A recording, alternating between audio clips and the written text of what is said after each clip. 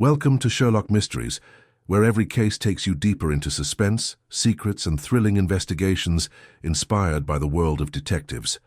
If you love solving puzzles and uncovering hidden truths, you're in the right place. Don't forget to subscribe, hit the like button, and tell us in the comments which part of the world you're watching from. We'd love to hear from you. Now, let's start the story.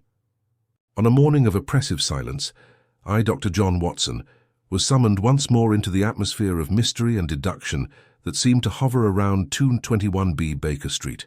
A light fog wrapped over London's roofs, clinging to chimney bricks and gas lamps like the lingering breath of a dying ghost. Mrs. Hudson handed me a note with damp corners and smudged ink, as if it had been written in a shaking hand. Holmes only read it once, and the customary glint in his eye changed to a new, unexpected shade, one that was colder, more clinical, and perhaps tinged with worry. "It would seem," he said quietly, "that the dead may yet smile at us." I frowned. "What on earth does that mean, Holmes?" He handed me the note. "Mr. Holmes, you don't know me, but I have been following your cases in the Times with considerable interest. I'm writing not as a client, but as a witness to something unnatural. Mrs. Celia Willoughby was executed at Newgate Prison this morning at 9:03 a.m. for the murder of her husband. Nonetheless, when the trapdoor opened and her body fell, she grinned. Not the twitching of a dying neuron, but a full, knowing, frightening smile. There is something horribly wrong. Please see for yourself before the body is buried. J.E. Collingwood, prison chaplain." Holmes rose silently, swept his coat over his shoulders, and motioned towards the door. "Come." "Watson, when a lady grins at the gallows, she is not greeting death, but a mystery we have yet to discover." The coach rattled through Fleet Street, and Holmes remained silent as we passed St. Paul's and approached the gloomy brick walls of Newgate. Fog gathered in the gutters like spilled secrets, and birds swooped over the rooftops, dense as whispers. When we arrived, the warden welcomed us stiffly, unsure whether to laugh or take the situation seriously. However, Chaplain Collingwood greeted us with somber eyes. "I've seen many go to their deaths, Mr. Holmes," the chaplain added as he led us down the corridor. "I have witnessed tears, wrath, prayers, and curses, but never peace, never amusement." We entered the frigid holding room where the body was lying. Mrs. Celia Willoughby, widow and now executed murderess, was wrapped in the customary grey sheet, her hands shackled and her face pallid from asphyxiation. Yet there it was. Even in death, the corners of her mouth turned up slightly, a smile, faint but undeniable. Watson, despite being versed in the sciences of flesh and failure, felt a cold run down his spine. Could this be rigor mortis, a final muscle contraction? Holmes went low and checked her jawline before tracing the tiny mark from the noose. "No, this is not a dying spasm. Rather, it is the residue of choice." He straightened. "And if her death was chosen, I suspect her crime may not have been." We exited the chamber with much more questions than answers. Holmes lit a cigarette as we stepped into the little yard. "Tell me, Watson," he whispered, eyes squinted against the mist. "If a woman condemned for murder smiles upon the moment of her hanging, what does she know that no one else does? That she is innocent?" I took a chance. Holmes offered the ghost of a nod. "Or worse," he replied, "that she is guilty of something much larger, something that did not end with her death." Holmes remained silent as we returned to Baker Street. His chin sank into the high collar of his coat, his eyes half closed beneath a cloud of cigarette smoke. I recognized that look well. He was deep in concentration, swimming through the secret currents beneath the events we had just watched. I, for one, was still bothered by the picture of that slight smile on the widow's lips, frozen in death like a secret letter passed in class, seen but not read. Once inside, Holmes put his coat aside, ignored Mrs. Hudson's question about tea, and went straight to the desk, where our Times articles were neatly placed. He began searching through them with unusual hurry until he discovered what he was looking for, a yellowed copy from 3 weeks ago. He held it up with a long finger. "Watson, refresh your memories. What do we know about Mrs. Celia Willoughby's crime?" I took the paper and scanned the column, which at the time struck me as one of the more plain bits of newsprint. A prominent Kensington solicitor was found to be poisoned, and his wife was arrested at the scene. I read aloud, "Mr. Henry Willoughby, respected solicitor of Hastings and Blythe, was found dead in his study on the evening of July 4th, having taken a fatal dose of digitalis. His wife, Mrs. Celia Willoughby, was arrested at the residence shortly thereafter. Scotland Yard police uncovered a vial of powdered foxglove, a teacup with poison residue, and an unsigned letter written by Mrs. Willoughby and addressed to her husband, promising punishment for unspecified betrayals. The Crown Prosecution Service proceeded quickly, and the jury reached a guilty conviction after only 4 hours of discussion. Mrs. Willoughby declined to appeal the sentence and provided no defense during the trial other than the simple statement, "I have said what I came to say." I paused, folding the paper with deliberate care. "You recall, Holmes, that I mentioned how swiftly everything went. Almost indecently so." "Indeed," Holmes responded. "And with a trial so neatly wrapped, one must ask, who tied the bow?" He approached the fireplace, hands clasped behind his back. The coals glowed faintly as he stared into them, as if he were reading truths from the embers. "There is something uncomfortably theatrical about it all," he says. "The poison, the handwritten threat, refusing to defend herself, the smile of death. Either she was insane, or she wanted the world to believe a version of events that obscured a more profound truth." "You believe she was protecting someone?"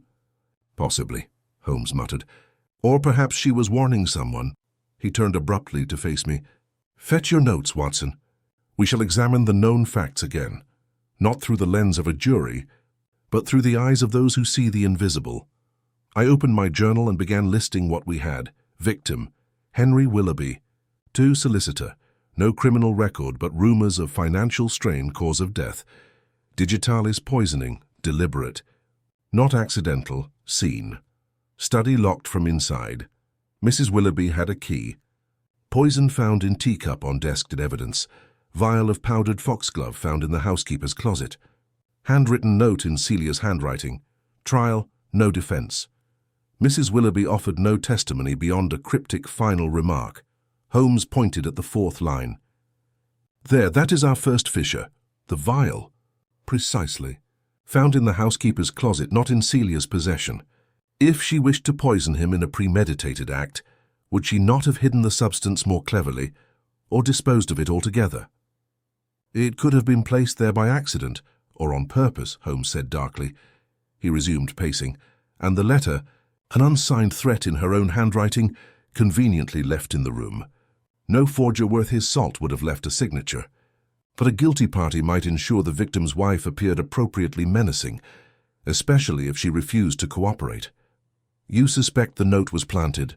"I suspect," Holmes said, "that we are meant to suspect her." A soft knock at the door interrupted our deliberations. Mrs. Hudson appeared with a calling card on a tray. Another visitor. "Mr. Holmes, a Mr. Julian Hargrave." Holmes took the card, turned it once and gave a low whistle. Curious timing. "Hargrave is a junior partner at Hastings and Blythe, the very firm where Henry Willoughby worked. We invited the man in. He was well-dressed, almost overly so, with a rose-colored cravat and a face like wax polished too many times. His nervousness was poorly concealed, though he tried for a cordial air. "I'm terribly sorry to arrive unannounced, Mr. Holmes, but I heard you were looking into the Willoughby case. We are revisiting it." "Yes," Holmes said smoothly. "Please have a seat. What brings you here, Mr. Hargrave?" Hargrave glanced between us, then leaned forward. "It's about the trial. About Celia. I should have said something sooner. Then now is as good a time as any." Hargrave swallowed hard. "Henry, Mr. Willoughby. He was not a well-liked man. I don't say that lightly. He was manipulative, especially with the women in the office. Celia tolerated much, but she began withdrawing after she discovered certain letters between Henry and one of our junior clerks." Holmes's fingers steepled beneath his chin. "Which clerk?" Hargrave looked ashamed. "My fiancée, Miss Abigail Lenner. Was this ever brought to the attention of the court?" Hargrave shook his head. "No. Abigail refused to speak of it. She said if the truth came out, her reputation would be destroyed. She begged me to let it go. But I think Celia knew. And I think she might have written that letter in anger, not as a threat but as heartbreak. Where is Miss Lenner now?" Holmes asked. Hargrave hesitated. "She left the firm 2 days before the trial, vanished. I haven't seen her since." Holmes's eyes glittered. "Did she leave a forwarding address?" "No." Holmes rose, suddenly brisk. "Watson Coat, Mr. Hargrave, I thank you for your honesty. If Miss Lena disappeared so conveniently before a trial that could have exposed her liaison with the victim, then I fear we are no longer looking at a simple crime of passion. We are looking at a performance, one staged with remarkable precision. Hargrave stood. Do you think Abigail— I think, Holmes said, reaching for his hat, that a woman who vanishes before a trial and a widow who smiles at her own execution are two halves of the same riddle, and riddles, he added, are things I do not abide unsolved. We stepped out once more into the London dusk, the gaslights flickering to life above the fog-choked streets. Somewhere out there a vanished clerk carried secrets. Somewhere in the cold silence of a grave, a woman had smiled to protect or provoke. Holmes's voice was low as we turned onto the cobbled walk. She smiled. Watson, knowing someone was still watching. And now, so are we. When we returned to Baker Street, the fog had intensified. It moved around the cobblestones like something living, drowning out the clang of faraway hooves and engulfing the brilliance of carriage lamps into a murky void. Holmes walked quickly, hat pulled low, eyes concentrated but not in idle thought. He carried himself like a hound on a scent, alert, deliberate and motivated by something beyond articulation. We returned briefly to 221B to fetch a little notepad from Holmes's desk, one he kept for noting names and addresses that were not mentioned in any official register, and were back outside in minutes, jumping into a cab and ordering it to Clapham. Holmes explained while we rode. Abigail Lena's last known lodgings, he replied, tapping the diary with his fingers, registered as Miss A. Lena at a little boarding home on Carradine Street. She had hired a room for 4 months. Paid in cash. No references. Is that unusual? For a clerk at a good firm, certainly. No, not for someone with something to hide. We arrived just as a little drizzle began to fall from the sky, giving the pavement a shine that captured reflections of passing hansoms. The boarding home stood quietly in the row, modest and well kept, with a faded blue door painted over time. Following Holmes's second knock, a thin woman answered with a knitting needle hidden behind her ear. She regarded us with distrust until Holmes presented his card and changed his tone. We're looking into a former lodger named Miss Abigail Lena. You may remember her, the woman paused. A small thing, dark hair, nervous eyes, kept to herself. I left about 6 weeks ago. Holmes inclined his head. No word since? None. Packed up one morning and disappeared. She left behind a hat box that she never came for. May we see it? She paused once more before nodding and leading us to a narrow cupboard hidden behind the stairway. She retrieved the object in question from a stack of neglected trunks and boxes. A cream-colored hat box with a damaged leather handle. Holmes took it carefully, lifting the lid slowly and almost reverently. Inside were a few prosaic items, a broken glove, a squished flower between pages of a hymn book, and at the bottom, a folded sheet of notepaper, with one corner pulled away. Holmes read silently and then handed it to me. He claims I mean nothing, but I know too much now. If Celia actually plans to confront him, I can't allow her do so alone. Perhaps she is stronger than I realized. If I disappear, if something happens, don't believe the story they'll publish. The handwriting was hurried and inconsistent, dated 2 days before Henry Willoughby died. Holmes carefully closed the box, his expression unreadable. It appears Miss Lena did not vanish freely, and she knew what was going to happen. But how could she not have come forward during the trial? I asked. Her testimony could have saved Celia. Holmes shakes his head. Unless she was never given the chance. We returned to the cab in silence, with Holmes directing us to Scotland Yard. You intend to speak with Lestrade? I asked. I intend to speak with the arresting officer, Holmes said, and see what was omitted from the record. Inspector Colin Braga met us in the stone corridors of the yard, a stocky man with a crumpled moustache and the fatigue of someone used to being one step behind Holmes. He greeted us with careful civility and summoned the case file from his cabinet without hesitation. Holmes turned the pages fast and precisely, reading silently before speaking. There's no mention of any correspondence between Henry Willoughby and anyone but his wife. Braga shrugged. Because there wasn't. We only found one letter which she wrote. You searched the house thoroughly? Of course. Desk, drawers, and waste bin. This is standard procedure. Holmes turned back a page. You interviewed Abigail Lena. Braga hesitated. Briefly. She was at the firm when we interviewed the employees. It's a nervous thing. She claimed she knew nothing. I denied any impropriety. And you were satisfied with that? She disappeared before the trial, didn't she? We tried but couldn't find her. Holmes said nothing for a time. Then he looked up, his voice quiet and calm. Inspector, I feel Miss Lena's absence was not accidental. I believe her evidence would have undermined your case against Celia Willoughby. Braga bristled. The evidence was clear. The tea had been poisoned. The note was hers. The motive has been established. Then how do you explain this? Holmes removed the letter from the hat box and placed it on the inspector's desk. Dated 2 days before the murder, written in the same hand as the threat identified in the study. But the tone is very different. She wasn't confessing. She was warning someone. Braga read the note, his frown becoming deeper with each word. Holmes proceeded. And tell me why the teacup containing the residue was not sent for independent chemical analysis. There is no mention of it in the forensic ledger. Braga shifted uncomfortably. There were delays. The lab was, you never tested it, Holmes replied coldly, because the letter stated what you wanted to hear. And Celia's silence enabled you to close your case without opposition. There was no response to that. Braga just stared at the article in silence. Outside, Holmes's mood had changed. He walked quickly and restlessly, as if the fog itself bothered him. Watson, he said as we approached the corner, we're running out of time. Someone went to great lengths to ensure that Celia Willoughby's trial went unquestioned. Someone who benefited from Henry Willoughby's death and silenced the only 2 women who could speak out. I matched his stride. You think Abigail was killed? I think, Holmes remarked with a gloomy face, that she is either dead or imprisoned somewhere, and that her continued silence is costing us the truth. A strong gust of wind tore through the fog, revealing the thin crescent moon above us. Holmes paused and looked up, then lowered his gaze. Return to Baker Street, Watson. I need to make a call. To whom? A man from Limehouse's opium dens owes me a favor.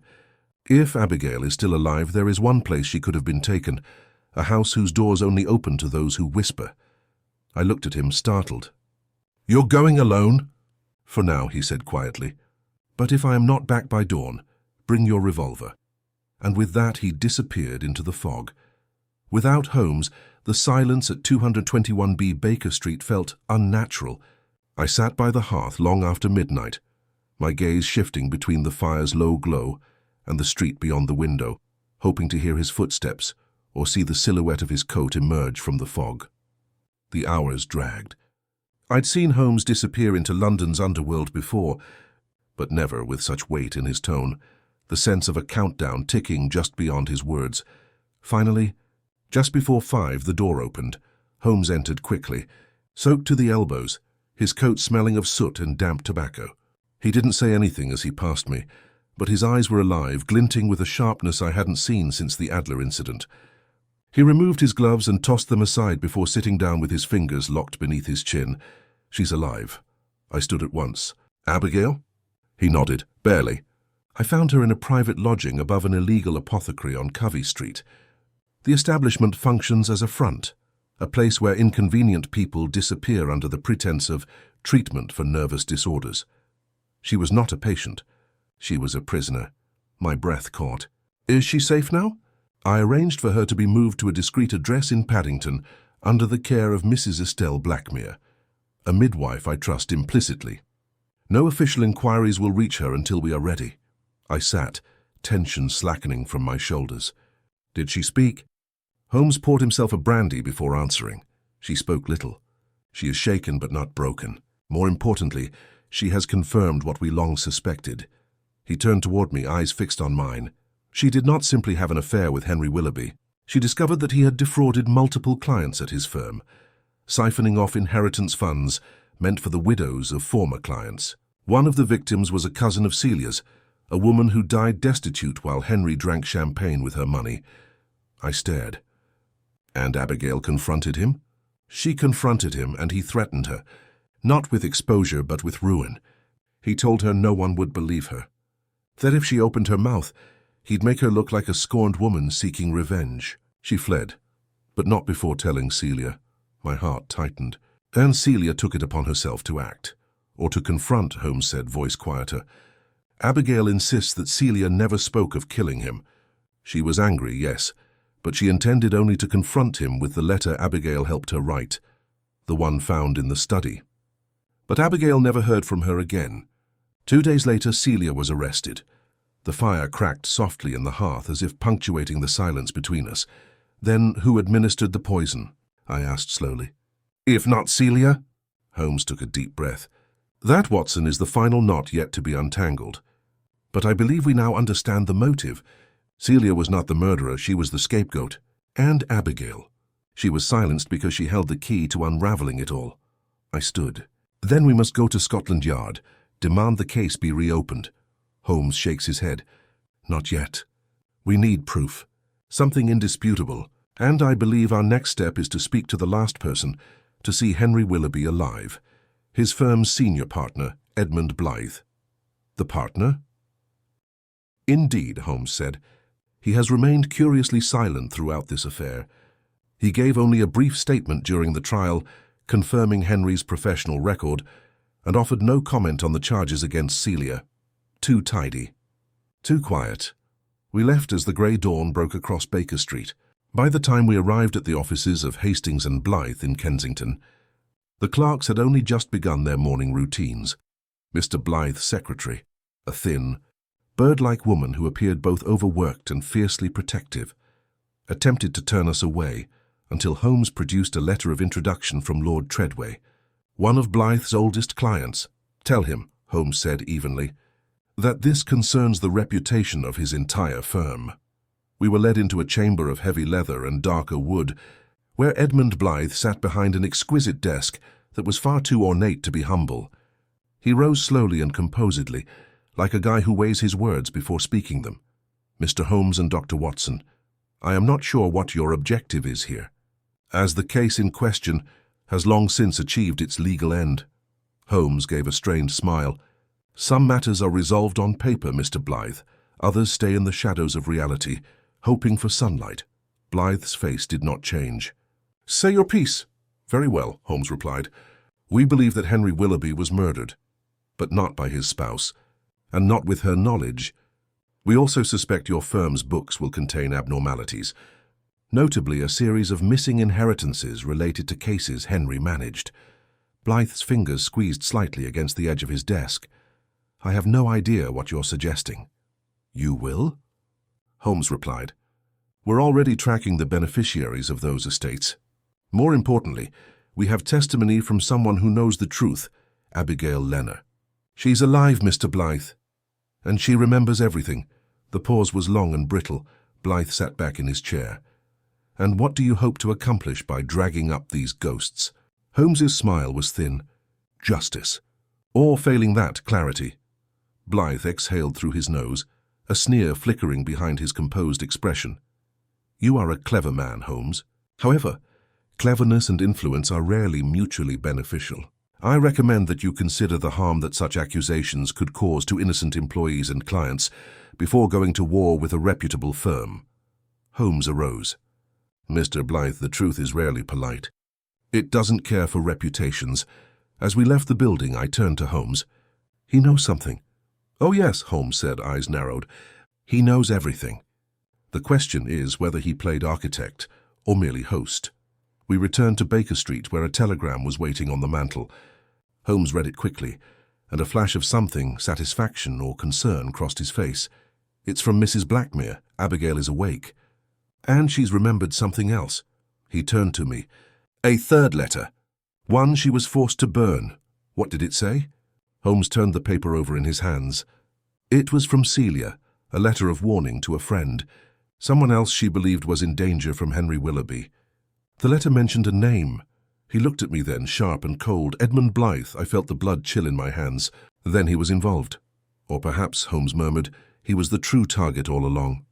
Henry was the blade, Blythe, the hand that guided it, and Celia. Perhaps she was not confronting her husband in anger, but in desperation. Outside, the fog had not lifted, and neither, I feared, had the full truth. Holmes turned from the window. Tomorrow, Watson. We pay another visit to the coroner's office. I want to see Henry Willoughby's death certificate, and I want to know exactly what was found in his blood. The morning air carried a bitter chill as we arrived at the city coroner's office, tucked just off Cheapside behind a wrought-iron gate and a courtyard still slick from the previous night's drizzle. The corridor smelled faintly of antiseptic and ledger ink, familiar, clinical, and strangely impersonal, given the nature of their work. A clerk led us to a records room where Holmes presented his credentials, and within minutes we were seated across from a balding man in a brown waistcoat, thumbing through a file marked Willoughby. Henry the coroner, a Mr. Elias March, looked over the top of his glasses as he laid out the original toxicology report. As you'll see, gentlemen, the cause of death was digitalis poisoning, heart failure consistent with a high dose of foxglove alkaloids, ingested within an hour of the estimated time of death. Holmes leaned forward. Was the presence of any secondary substance noted? An agent used to mask the bitterness or delay onset. March blinked, a little surprised. Not in the official analysis, though. He flipped back a page, frowning slightly. There was a marginal trace, an unknown base compound with slight sedimentation. It was assumed to be residue from the tea itself. Holmes's fingers tapped the armrest lightly. Did you test for chloral hydrate? The coroner raised a brow. No, why would we? Because if it was used in tandem with the digitalis, it would have masked the taste entirely, allowing for a fatal dose to be swallowed without resistance. It's a common sedative, one rarely suspected unless the victim shows signs of drowsiness prior to death. March's frown deepened. There was no time-of-death observation of that nature. He was found seated at his desk, head bowed as if resting. Precisely, Holmes murmured. What about handwriting? Was any analysis performed on the note left at the scene? That was passed to Scotland Yard, March replied, shaking his head. Out of our purview. Holmes took the file gently and scanned the report again. I saw him pause at a page containing sketched annotations of the crime scene, the position of the cup, the chair, the open letter. He tapped one line gently. Note the position of the deceased. Upright, head tilted forward, hand on the desk. No signs of struggle. Isn't that consistent with poisoning? I asked. Yes, but not with surprise. A man swallowing a lethal dose unknowingly is likely to exhibit some signs of distress. Vomiting, convulsion, a toppled chair, anything. But this scene was clean. Staged, even. As though he was meant to be discovered in dignified stillness. There's an artifice to it, Watson. He closed the file slowly and rose. Thank you, Mr. March. Your cooperation has been invaluable. Outside again, Holmes walked at a measured pace, his breath rising visibly in the morning air. I followed closely. You believe the death was orchestrated not merely to kill, but to perform, he gave a small nod, to cement the narrative. A quiet study, a poisoned cup, a bitter letter of warning from a scorned wife. All neat, all damning, but Henry Willoughby's last moments tell a different story, one of resignation, not panic. You think he knew? I think he expected someone else, Holmes said. And I think he trusted them enough to drink without suspicion. That idea hung between us as we returned to Baker Street. Once inside, Holmes went immediately to his files. He extracted a stack of client records, copies of probate court rulings, financial settlements, and trust certificates, all tied in some way to the firm of Hastings and Blythe. Abigail mentioned one particular client, he said, flipping through the pages, an elderly widow by the name of Eleanor Griggs. Her husband left behind a considerable estate, entrusted to Willoughby for dispersal. He pulled out a sheet. Here, the estate was worth nearly £28,000. Yet the dispersal shows only £9,000 reaching Mrs. Griggs. The remainder, redirected through 2 temporary holding accounts. And who authorized the movement? Holmes's voice was quiet. A signature appears here, Henry Willoughby's, but note this second one beneath it. I leaned in. The second signature was shakier, less legible. But it was there, Edmund Blythe. He closed the file. This is our leverage. Before we could move to act on it, a sharp knock interrupted the room's silence. Mrs. Hudson entered with a telegram on a silver tray. Her expression pinched with worry. Holmes took it and read. His jaw tightened. It's from Estelle Blackmere. Abigail has disappeared. I stood so quickly my chair scraped the floor. What do you mean, vanished? She left the safe house in the early hours, according to Mrs. Blackmere. No note, no trace. The door wasn't forced, but her cloak is missing. She ran, or was persuaded to. The moment was taut. Holmes seized his coat again. We returned to Covey Street. Back through the city we flew, the fog thinning as the sun finally began to assert itself over London's soot-stained rooftops. At the apothecary where Abigail had been held, Holmes didn't wait for pleasantries. He pressed a coin into the palm of a sleepy-eyed boy sweeping the stoop. "Did anyone come here last night? Anyone looking for Miss Lena?" The boy wide-eyed nodded. A man, tall black gloves, said he was her cousin. "Had a carriage with no crest." Holmes exhaled sharply. "Which direction?" "North. Toward the river. We were in the cab again within seconds. She's in danger," I said. "You think it was Blythe?" Blythe wouldn't dirty his hands directly. But he'd send someone. Someone persuasive. Someone familiar to her, perhaps. A former clerk. A hired solicitor. Or worse, someone from the firm she trusted once. Where would they take her? Holmes was silent for a long moment. Then he said, "If they intend to silence her permanently, they won't risk a second public disappearance. They'll use water. The river. There are warehouses near Millbank, abandoned by trade, but still accessible by night. Discreet, remote." The cab raced through the awakening streets, the sound of hooves slapping wet stone echoing our urgency. We turned down toward the river and approached a row of decaying warehouses, their brickwork weeping moisture, their windows like blind eyes. Holmes signaled the driver to halt and leapt down. "We searched them all," he said. "One by one." The first was empty, but for crates of spoiled linen. The second held only rusted chains and broken barrels. But in the third, we found it, a carriage wheel track in the dust, fresh, not yet disturbed by wind or time. Holmes drew his revolver. We advanced quietly through the interior, floorboards creaking beneath our weight. Then, from behind a stack of crates, a voice, a woman's, hushed and terrified. "Please, I didn't tell them anything." Another voice, male, low and impatient. "That won't matter now." Holmes moved like a shadow. I followed as he turned the corner, gun leveled, eyes unblinking. "Step away from her." The man froze. He wore a solicitor's coat, but his expression was ferocious, like that of a cornered animal. He slowly raised his hands as Abigail released his grip and stumbled toward us. Holmes went forward quickly and decisively. "Your name?" The man paused. "Howard Finch." Holmes nodded slowly. "Edmund Blythe's clerk, dismissed 2 years ago due to a client complaint. Now working as his what? Errand boy?" The man scowled. Holmes handed him over to me. "Watson, accompany Mr. Finch to the nearest constable. Tell them to prepare a warrant." He glanced to Abigail, who was shaking but still alive. "You did well," he replied softly. "It's over now."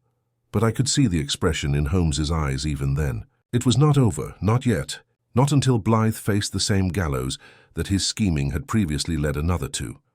When I returned from handing Howard Finch to the authorities, the sun had begun to shine through the haze over the Thames, casting pale light on the warehouse district's skeleton figure.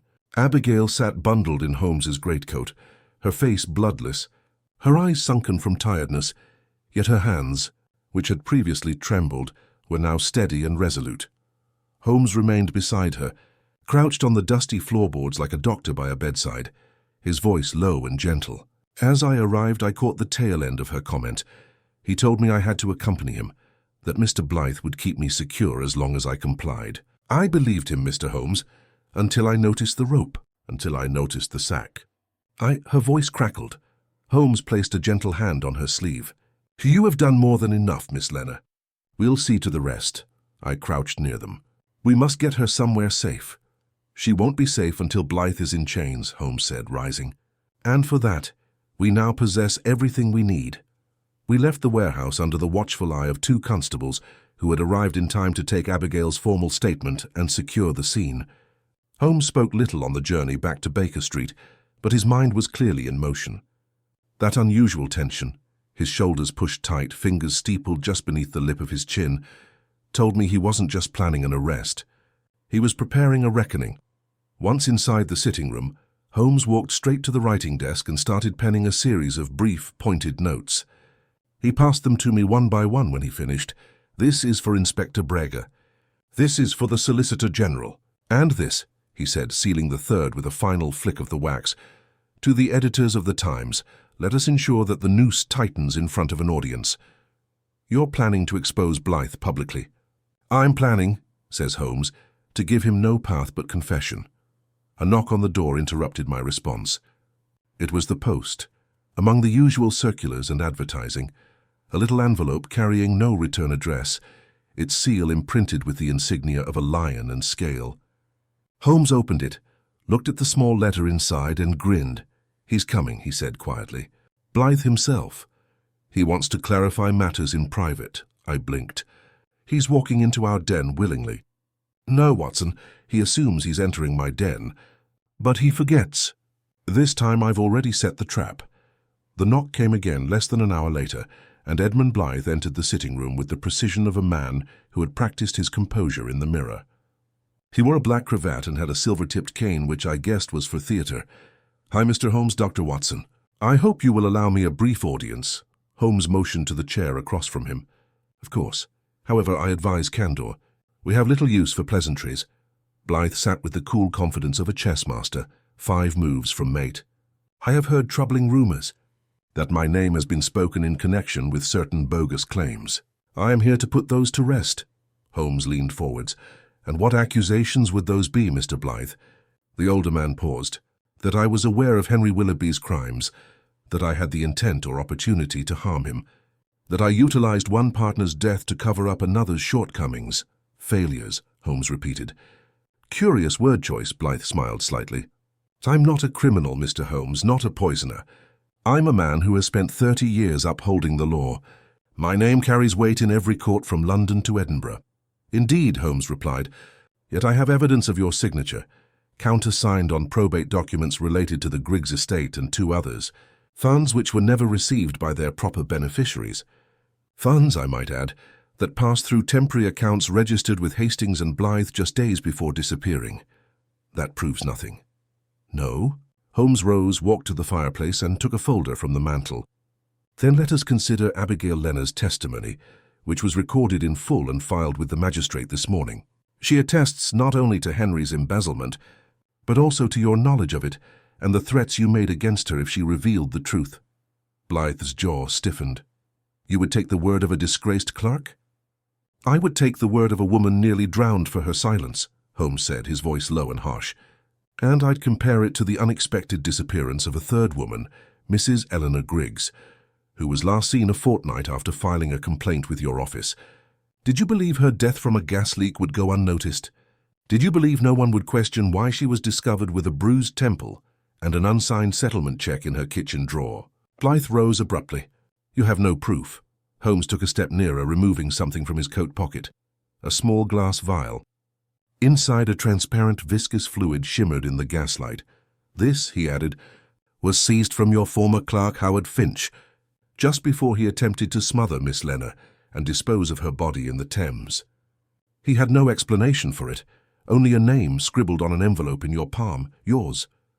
Blythe's gaze flickered to the vial and then back to Holmes. His composure cracked for a little moment, but it was there, a twitch in the corner of his lip. The weight transferred from one foot to the other, and then slowly he breathed. "I should leave." "You should stay," said a new voice in the hall. Inspector Braga entered, 2 constables flanking him. "Edmund Blythe, you are hereby placed under arrest for conspiracy to commit murder, obstruction of justice and financial fraud." Blythe did not resist. But his gaze stayed on Holmes, somewhere between contempt and awe. "You always were theatrical," he mumbled. Holmes gave merely a slight nod. "And you, sir, were always careless with your endings." As Blythe was escorted out of the room, the tension appeared to release from the walls of 221B, like fog burning off in the unexpected sunlight. I turned to Holmes. "So ends the play." But Holmes only shook his head. "No, Watson. Now the epilogue begins." He stepped to the window and looked down into the street, where the carriage carrying Edmund Blythe vanished into the London traffic. Celia Willoughby died not because she was guilty, but because she was noble. She protected a woman who had been silenced. She confronted a man who considered himself unbeatable. And in the end she died smiling, not from lunacy but from assurance. He turned to me then. She knew the day would come. Maybe not soon. She may not be able to save herself, but she was confident that someone would look deeper, that the truth would not be buried. I nodded slowly, my voice tight. "And you gave her that justice?" Holmes gazed down at the cooling tea on the table. He did not say anything for a long time, then softly, "No, Watson." We did. The fire in our sitting room had dropped down to coals, but neither Holmes nor I bothered to rekindle it. The events of the previous days hung between us like heavy velvet, muffled even the sounds of Baker Street outside. Despite all of the excitement, chase, and revelation, there was suddenly a peculiar quiet. Blythe was in custody. Abigail was recovering under police protection. The Home Office was already reviewing the whole record of the embezzlement and false conviction. And yet, Holmes sat as if waiting for something, not a fresh clue, but a ripple from the past that hadn't yet reached shore. I took the brandy and poured a measure into his glass without asking. He accepted it quietly. "She died for the truth," I murmured after some time, not really asking a question.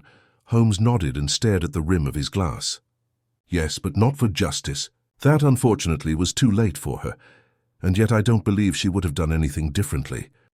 "She wouldn't," Holmes muttered.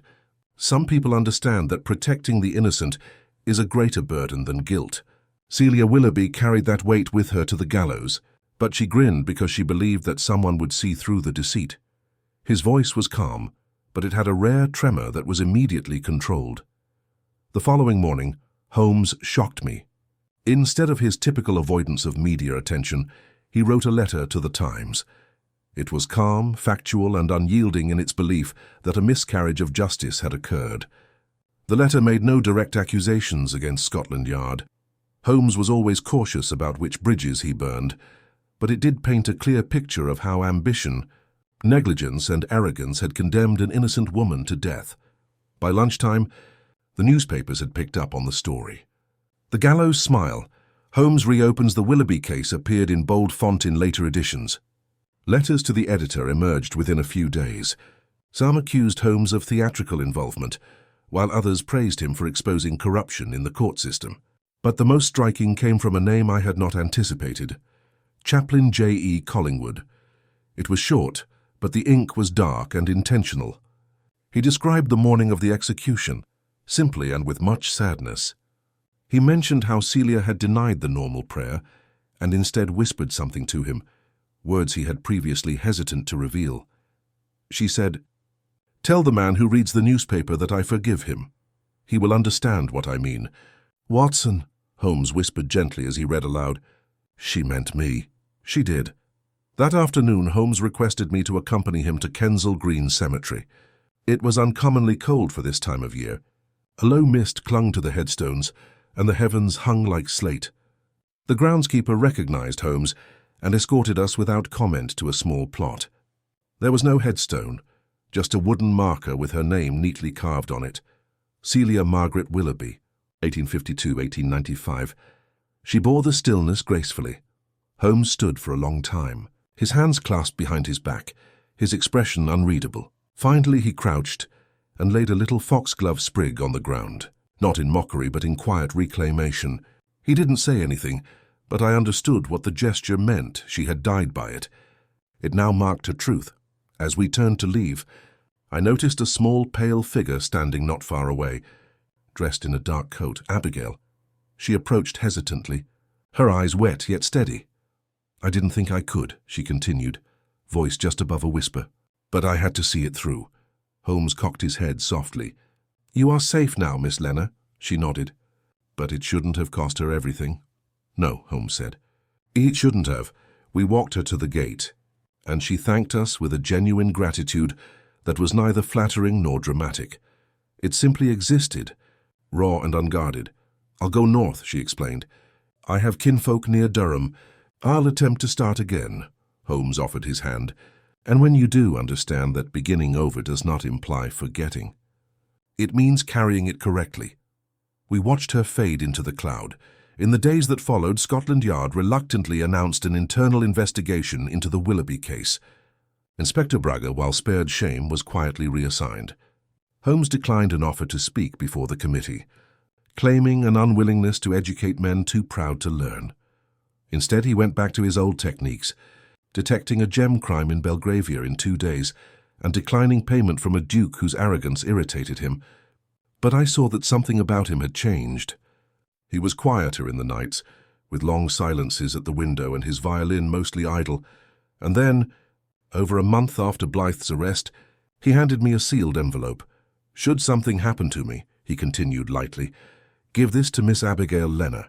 It includes a detailed summary of the case, as well as documentation of Celia's sacrifice.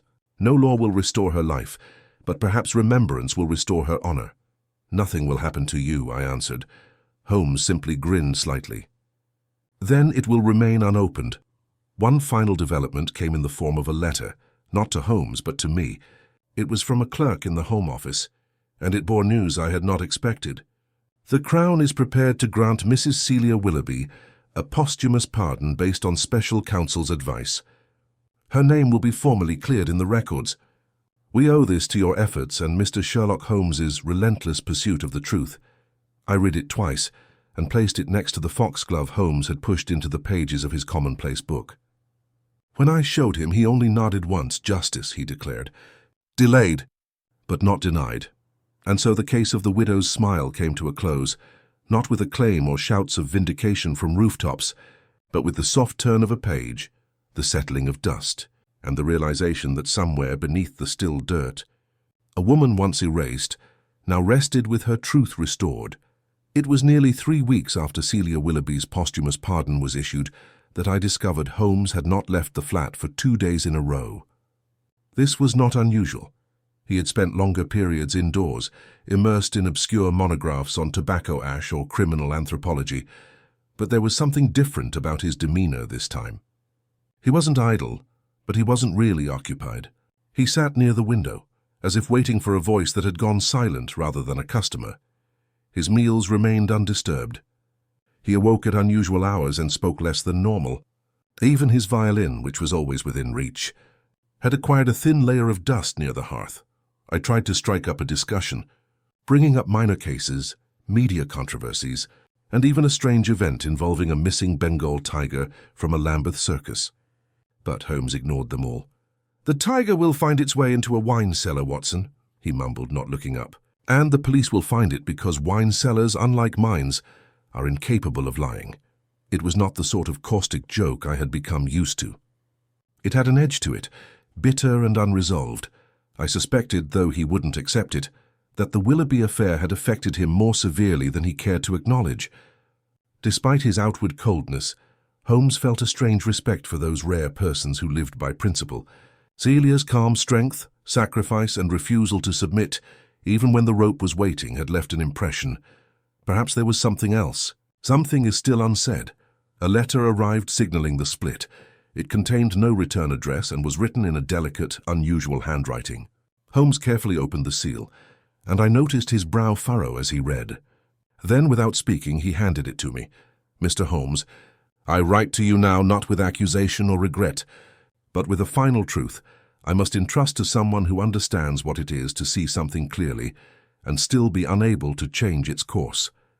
My name is Margaret Elmsley. I used to be Celia Willoughby's governess, even though she wasn't a Willoughby at the time. I looked after her from the age of 7 to 16, till she was sent to her aunt in Surrey to be introduced to society. I've recently read of your role in her case. I've read that you cleared her name, but there's something else you should know. Something Celia hid from even her closest allies. Celia has a sister. Her name was Josephine. In their teens, they were inseparable. However, Josephine was tormented. She went missing in 1879 after being accused of falsifying letters from her former employer. No charges were brought, but she disappeared. Celia thought she had drowned herself in the Avon. I now see that she did not. I saw her 3 weeks ago, outside the magistrate's court in Islington. She is alive, Mr. Holmes, and I believe, God help me, that she is using Celia's name. I looked up slowly. Holmes' expression was unreadable. Is it possible? I asked. He stood and moved to the bookcase. More than possible. Disturbingly probable. But the death, the execution... Holmes turned. The bodies are buried. Identities are not. You remember the morning we saw Celia's bones at Newgate? Yes, of course. Did you examine her hands? No, why? Because I did, Holmes said. There's no ink beneath the nails. There are no marks of a penwoman. Celia was a lifelong diarist. Her writing was obsessive even while in prison. It seemed unusual to me at the time, but I didn't say anything. I assumed wrongly that mourning had reduced my perception. He pulled a tiny leather diary from his drawer. This is one of Celia's diaries, received from her housekeeping. Now compare it to this. He handed me a second document, a duplicate of the alleged threat letter discovered at the crime scene. At first glance, they seemed similar. Both beautiful, sloping, and confident. But Holmes focused on the capitals, the sharpness of the C, the absence of curve in the L, and the stronger pressure in the leftward strokes. This, Holmes stated, tapping the original letter, is not Celia's hand. It was forged. And the only person with both the desire and the skill to emulate her, the one who had spent enough time with her to study her intimately, was her sister. I stared at him. You're suggesting that Celia Willoughby was not the woman who was hanged. I'm suggesting, Holmes responded, that the woman we saw executed could have been Josephine Elmsley, and that the genuine Celia may still go by another name. I rose slowly, but why? Why would Josephine take her sister's place? Holmes moved back to the window, his hands clasped behind his back. Maybe guilt. Perhaps a final attempt to atone for whatever has separated them. Or more chillingly, it may have been Josephine's design rather than her sacrifice. What if the woman who went missing from the firm's records and was never fully accounted for during the trial was not Abigail Lenner? I felt the ground shift beneath my feet. You mean Abigail? Holmes turned. We rescued a woman from the river, yes. But did we ever confirm who she really was? She gave us names, memories, but you may borrow those, Watson. I sank into the chair. Good Lord. Holmes's voice sank. What if Josephine, guilt-ridden, unstable, and brilliant in her own way, created the perfect mask? She plays both sister and witness. She confesses after death and lives in silence. One gives up her name, the other lives free. But how do we know which was which? We don't, Holmes acknowledged. Not yet. However, Margaret Elmsley's letter provides us with a lead. She encountered a familiar face outside the magistrate's court recently. That suggests Josephine or Celia is still alive, and that means we can still find out the truth. But why would she return? After all this? Holmes met my eyes, because some part of her wanted to be seen. He picked up his coat and reached for his handgun. We returned to Islington. Watson, quietly. We will chat with the clerks, bailiffs, and porters. Someone must have seen a woman who fits Celia's description. And if they have, this case is not closed. It's only now coming to an end. Outside, the sky had become a light, indecisive grey. Rain threatened the rooftops but held off. We descended Baker Street without saying anything else. The truth, it seems, had never rested beneath the gallows. It went away from them. The travel to Islington was filled with silence, but not laziness. I could feel Holmes's intellect working beside me, precise and internally coiled, delving into the layers of deception left by the Willoughby incident. His fingers lightly drummed on his knee as the carriage bounced over the cobblestones, and he would close his eyes every now and then, not out of exhaustion, but to mentally rebuild faces, motions, and intentions. I, too, was dealing with the weight of it. We thought we'd solved the case in the eyes of the law, brought a man like Edmund Blythe to justice, and gained a posthumous pardon for Celia, only to learn that the final truth was lying behind the same name we'd fought to save. If Josephine had taken Celia's place, willingly or unwillingly, we would be looking at a profound misidentification that would cast every moment of our investigation in a darker light. The Islington Magistrates' Court remained quiet beneath the slate sky, with the last of the morning clerks filing in as we arrived. Holmes hesitated on the entrance, scanning the stone facade as if reading something no one else could see. Do you believe Margaret Elmsley's sighting is credible? I requested an answer. She mentioned a specific time, a certain doorway, and a detail that no gossip would make up, the clasp of a cameo brooch Celia used to wear, one with an ivory relief of Minerva. That, Watson, is not a coincidence. That is a recollection shocked into focus. We approached the clerk's desk and discovered a young man with an ink-stained sleeve and thinning hair who seemed grateful for the distraction of our presence. Holmes began with charm, as he always did, inquiring about new filings and the docket of civil proceedings, gradually moving the conversation to familiar faces in the hallway. Do many observers come to watch the trials? Holmes asked. Oh, yes, sir. Not always relatives either. Some are just curious sorts. We have a few regulars, mostly aged pensioners. Any women in particular stand out? The clerk scratched his chin. Several, absolutely. Though there was one, middle-aged, elegant, which now seems strangely familiar. Came thrice in the last fortnight, standing near the corridor between chambers 2 and 4. I didn't speak to anyone, just watched. Holmes leaned in closer. Did she wear a dark green coat? A small cameo brooch? The clerk blinked. That's her! Do you know her? We're trying to. He thanked the man and turned away with a new brightness in his eyes. She was here, Holmes mumbled as we entered the corridor.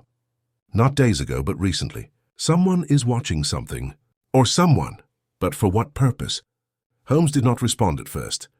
We strolled the halls in quiet until we came to the corridor the cashier had specified. It was narrow, lined with benches, and occasionally a cold wind blew in through an old ventilation grate. Holmes slid his hand along the wall, then paused to look at a list of hearings placed on a neighboring corkboard. What do you see, Watson?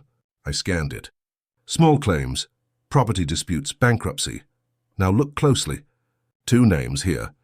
He alluded to a set of proceedings held on the same day, 2 weeks before. Griggs versus Willoughby Estate. Lenner, Abigail. Appeal for financial restitution. My breath caught. She came to see the aftermath, I said. More than that, Holmes responded. She came to witness the globe rebuilding itself in her honor. She either hoped for justice to be served or witnessed its consequences. We returned to Baker Street by way of Clerkenwell, Holmes stopping only briefly at a tobacconist to send a wire. When we arrived, Mrs. Hudson gave us a card. A guest had arrived while we were out. The name chilled me. Miss Josephine Marsh. Holmes stared at the card for a long time before turning it over. On the back, a note had been scrawled in delicate, slanted hand. I know you are looking. I never intended for it to turn out like this. If you still want to speak with me, I'll wait for you at Kensington Gardens by the Bronze Stag for 1 hour. Come alone. He put the card inside his breast pocket and went for his coat again. You're not going alone, I explained. Holmes met my gaze. No, but she must believe I am. We arrived at Kensington Gardens within an hour. The fog had begun to lift, replaced by the light gold of late afternoon sun. Children's laughing reverberated from a distance, but here, by the stag statue, the world felt quiet. She was waiting. She wore a high-collared blue coat, gloves, and a black netted hat that hid the majority of her face. But when she turned, she was unmistakable. Whether she was Celia or Josephine, she was the woman who had lived through every aspect of this case. Holmes approached, his pace slow and unthreatening. I stood just out of sight behind a tree, but near enough to hear. You came, she murmured softly and calmly. You invited me. They stood silent for a moment. You've put the pieces together, then? She inquired. I have, Holmes replied.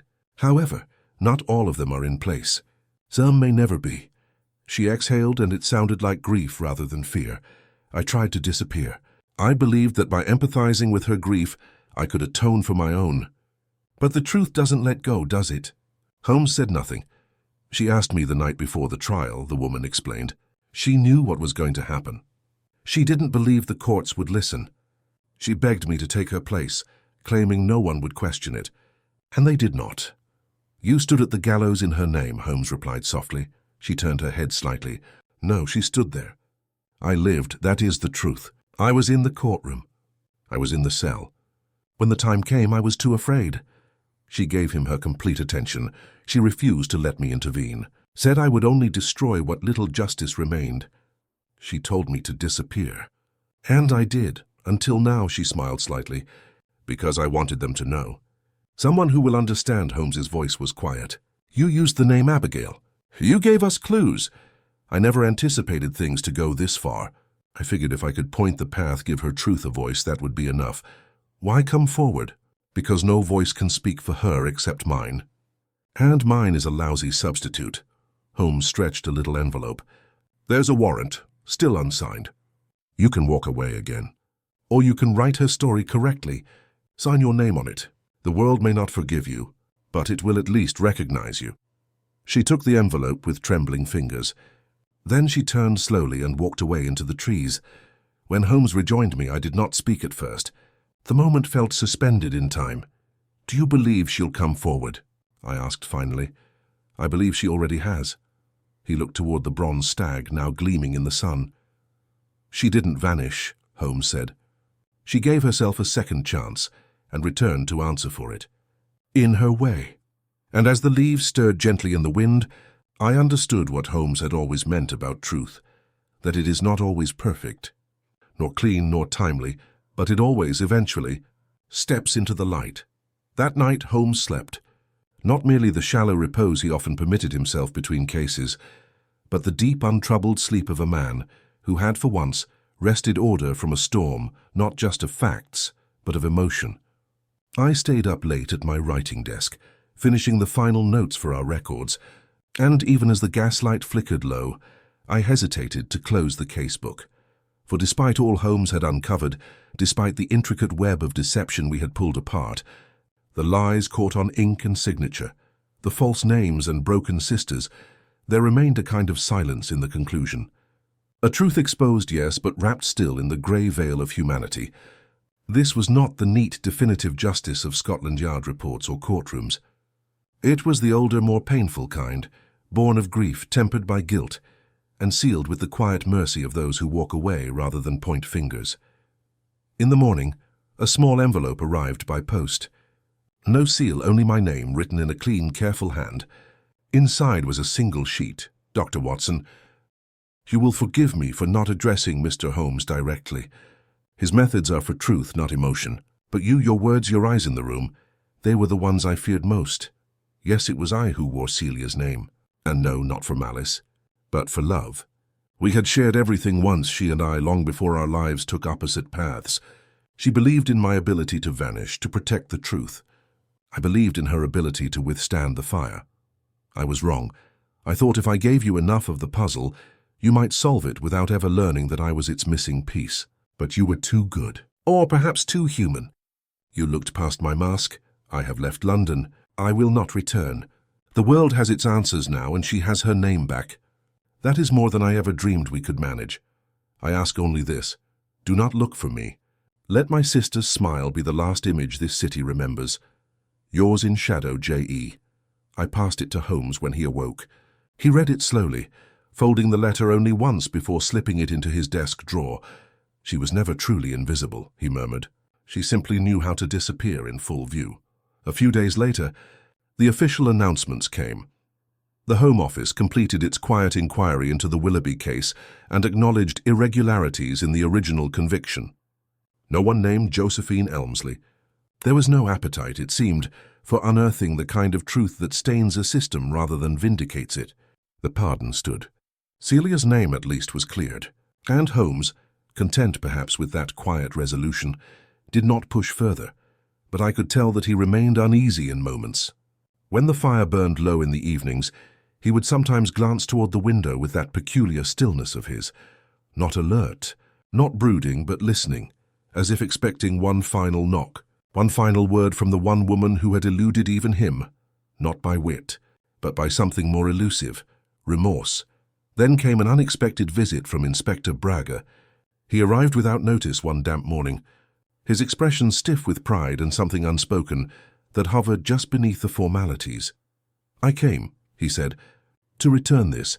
He handed Holmes a file, slightly worn at the edges, marked simply Willoughby. The Home Office is closing the file. They've redacted names, sealed testimony, and buried the rest. But I thought you might want it. For the truth, Holmes took it without comment. Braga lingered for a moment, his hands behind his back. I read your letter to the Times, he added quietly. Not flattering to the Yard, but fair. We failed her. Holmes looked up at that. No, he said. You failed yourselves. Braga nodded once and left. Inside the file, among the copied statements and closed case reports, was a photograph I hadn't seen before. A studio portrait, slightly yellowed at the corners. It showed Celia, undeniably her or the woman we believed to be her, seated with a younger sister beside her, both of them holding books in their laps, their expressions caught somewhere between laughter and composure. Sisters once. The image had been taken years earlier, but it captured something Holmes had never quite articulated. Two lives bound together by something older than logic. She's not smiling, I said quietly. Neither of them are.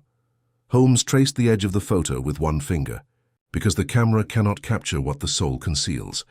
That smile came later, when everything had been lost, and yet something had been preserved.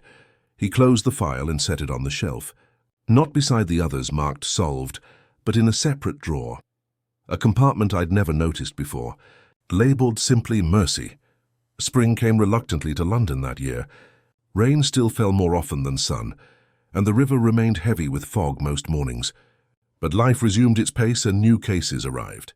Holmes, though slow to return to his usual fervour, accepted a request from the Foreign Office concerning a missing code book and a dead courier in Whitehall. The case, he assured me, would require no disguises and no gallows, but I noticed that, even during that affair, he carried with him a folded clipping from the Times, a tiny notice beneath the births and deaths column. In quiet recognition, the memory of C.W. is laid to rest by those who walk in silence. Justice, though late, did not forget. It bore no signature. But we both knew who had placed it. And so the final truth of the widow's smile did not come with a gavel or a headline, but with that brief anonymous line printed in black ink between life's other announcements, a whisper amid the shouts, a soft closing of the circle. Holmes never spoke of her again. But I knew when he passed her name in our files, he would sometimes pause, not for deduction but in acknowledgement. She had fooled us all, yes, and in doing so, had bought her sister a strange and sorrowful redemption. The case had begun with a smile on the gallows, and it ended, not with vengeance nor confession, but with forgiveness. The case's final act took place in a modest drawing room in Hampstead, neutral, sun-dappled and quiet, rather than a courtroom or a press conference. The last conversation took place here, as Holmes had carefully planned. Inspector Braga sits stiffly in an armchair. The Solicitor General was asked to assess the implications of conflicting testimonies, and seated opposite them, with her hands folded comfortably in her lap, was the lady formerly known as Abigail Lenner, who had once stood behind a veil. Mirroring her sister's silence, she no longer wore her disguise. No hat, no veil. Only her name spoken clearly, calmly, and finally without pretense, she said, "My name is Josephine Elmsley." Braga glanced up from his notepad. "You confirm, then, that it was you who presented yourself to Scotland Yard under the name Abigail Lenner?" "I do. I spent weeks assuming her identity. I delivered a statement. It wasn't a complete lie. The information I supplied you was accurate. However, the name was not mine to wear. I wore it as protection. For penance." The Solicitor General shifted uncomfortably. "And what about the woman who was executed at Newgate?"